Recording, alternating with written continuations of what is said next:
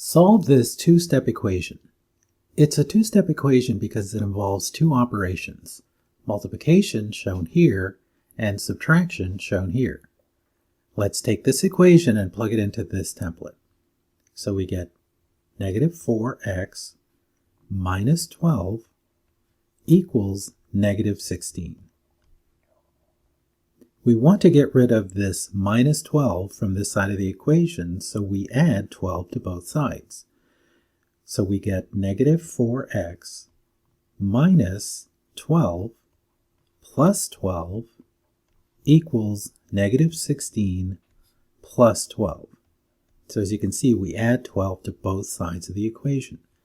Simplifying, we get negative 4x equals negative 16 plus 12 is negative 4. This expression involves multiplication, which can be undone with division. So we get negative 4x divided by negative 4 is equal to negative 4 divided by negative 4.